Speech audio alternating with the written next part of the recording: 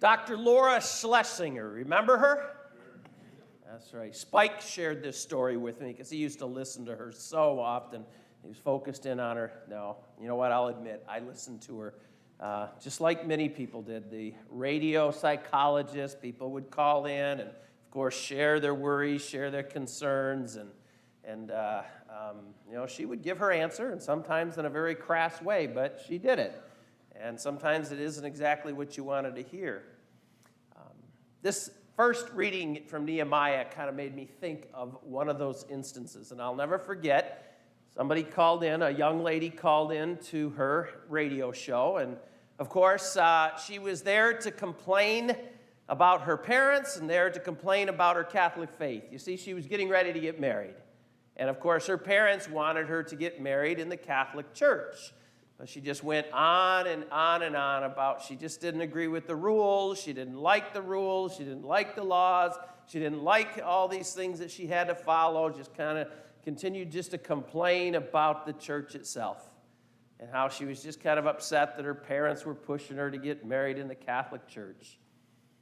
So Dr. Laura, in her great wisdom, she kind of paused a little bit, and she said, so let me get this straight. I mean, you're just not happy with the rules. You're not happy with the laws. You're not happy with all this that the Catholic Church has kind of put in front of you, and that's why you don't want to get married in the Catholic Church. And she said, yes, that's right.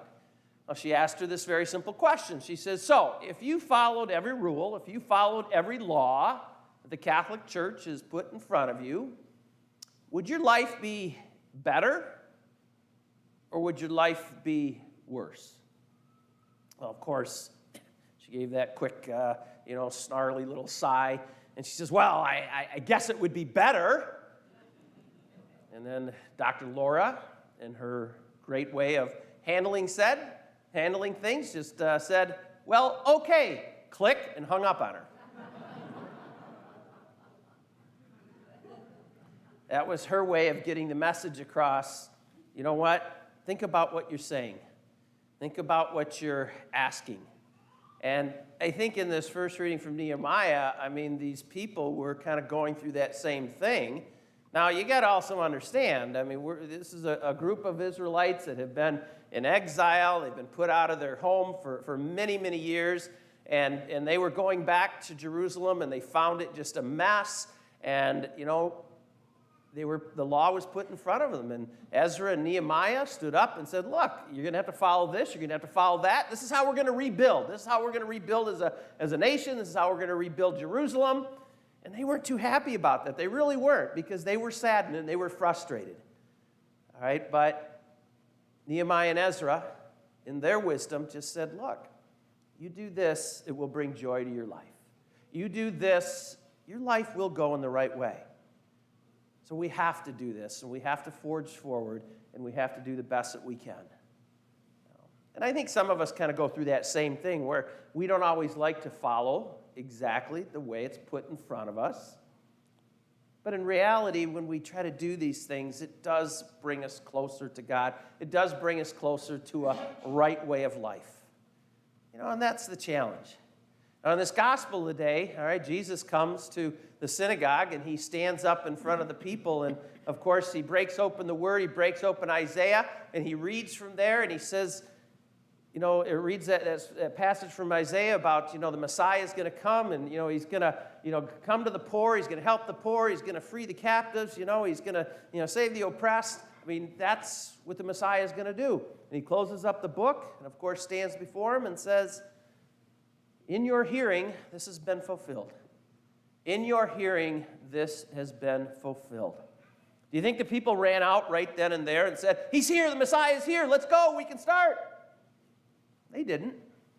Some did, some didn't. But they were still quite kind of doubtful. They were still kind of a little bit fearful. They still had a lot of questions, and why wouldn't they? Because life still wasn't that easy. But here this man stands up who's one of them, and not really this educated, not really this powerful person, and says, look, the Messiah is here, and I'm him. And I want you now to listen to me. I think we sort of go through that same thing too. Because there's a lot of times, face it, you're here, you're listening. You're listening intently, but then do you leave here and then embrace that word? Do you embrace that way? Do you embrace following him? We have our doubts. We have our challenges. I think we all do. I mean, he says, listen to me and I'll give you life. He says, listen to me and I'll make your life better. Listen to me because I'm God. But then sometimes we look around us and we say, well, it's not all perfect, Lord. Why should we? Oh, I get that. And there's a lot of times, too, when I stumble and I have, doubts and questions because I look around and just say, really? But then I kind of come to this second reading. And I love how Paul kind of goes to that community in Corinth and he says, look, you know what? The church is like a body. And it all has to work together for the good of that community. And when it does, guess what? You're going to see Christ at work. When the body of Christ is working together, we begin to realize what that listening is all about, what that hearing is all about, what that following is all about, because we see Jesus at work. Because that's where he comes to us, in each other. I love that expression in here where he says, if the body of Christ is really working all together, you know what? When one suffers, we all suffer. When one has joy, we all have joy. Of course, that suffering thing, I don't think enough of you shared with me when Michigan lost to Georgia, okay? You didn't, all right? You didn't share in my pain. But that's where when I see Jesus so alive, as I see him alive in that body of Christ, and it comes to me and lifts me up. I can tell you that, a couple of years back, and my mom has been passed now for 3 years, but when she passed, I'll never forget the body of Christ. It's the body of Christ that helped us get through that difficult time. My parents were involved in a couple different churches throughout my upbringing and just the communities that I was involved with. I just couldn't believe how they came out to lift us up, to support us. The body of Christ was alive and well at that particular moment. And it just made a world of difference. When it works right, in union with each other, not in a divisive way, it serves us. And Christ comes alive in that body. And we all are part of that in some way. I don't care who you are. I don't care at what stage of life you're in. You know what? He tells us in this particular reading that, look, you belong and you are a part of that and you have something to give. So this week, as we kind of walk forward and we live our lives, maybe we need to ask ourselves, am I being the body of Christ to another? Am I lifting somebody up? Am I making a difference in somebody's life? Am I helping another person out? You might think you don't matter. You might be a 4 or 5-year-old young boy sitting here and saying, well, where do I belong, Deacon Ron? Well, you do. Maybe it's how you treat someone. Maybe it's how you treat your big sister, Owen. It's something like that. Maybe you're a high school kid and you think, well, what do I have to contribute? You go to school and guess what? There are people there that need your love and support and kindness. You reach out to them. Maybe at work or wherever, be the body of Christ to somebody. Maybe to your spouse, maybe to your children, maybe to your grandchildren. Are you being the body of Christ? Because that's what it's all about. It's about working together for the good of this body to bring Christ to each other.